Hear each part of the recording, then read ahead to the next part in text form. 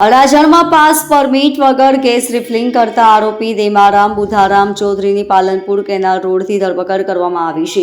આરોપી પાસેથી અલગ અલગ કંપનીના ગેસના બાટલા સહિત કુલ ₹21,550નો મુદ્દામાલ જપ્ત કર્યો છે। પરમિશન વગર એક બાટલામાંથી બીજા બાટલામાં ગેસ રિફિલિંગનું કામ કરતા આરોપીઓ લોકોના જીવને જોખમમાં મૂકતા હતા।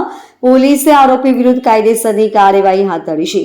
એસીપી બીએમ ચૌધરીએ કહ્યું કે અડાજણ વિસ્તારમાં ગેરકાયદે ગેસ રિફિલિંગની પ્રવૃત્તિ ધમધમતી હોવાની બાતમી મળી હતી, જેના આધારે મૂળ રાજસ્થાનના વતનીની ધરપકડ કરવામાં આવી હતી। તેમની પાસેથી ઇન્ડિયન, ભારત સહિતની કંપનીના 11 જેટલા બાટલા ઝડપી પાડવામાં આવ્યા છે। આ ઈસમ છેલ્લા 1 મહિનાથી આ પ્રકારનો ધંધો કરતો હતો।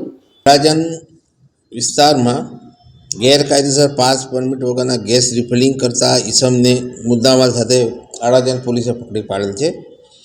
એનામાં પોલીસને બાતમી મળેલ હતી કે એલપી સવાની રોડ ઉપર પાલનપુર રોડની બાજુમાં કેટલાક જો ધંધો કરે છે ગેસના બાટલાનો ને એની અંદર અલગ અલગ કંપનીના 11 જેટલા બાટલાઓ પકડી પાડેલ છે, જેની અંદર આરોપી તરીકે દેવરામભાઈ બુધાભાઈ ચૌધરી છે, જે મારવાડી છે અને મૂળ રાજસ્થાનના રહેવાસી છે અને અહીંયા વીર સાવરકર ઉગત કેનાલ પાસે રહે છે।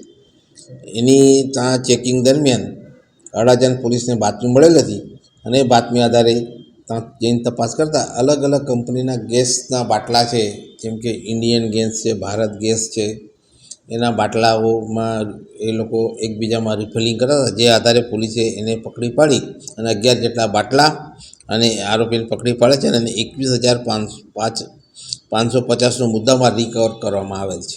છેલ્લા 1 જ મહિનાથી આ ધંધો કરતો હતો અને પોલીસે એની બીજી બાતમી આધારે એની પૂછપરછ ચાલુ છે અને પૂછપરછમાં કંઈક વિશેષ માહિતી મળશે તો જાણ કરવામાં આવશે। Bureau report, LK star news, Surat.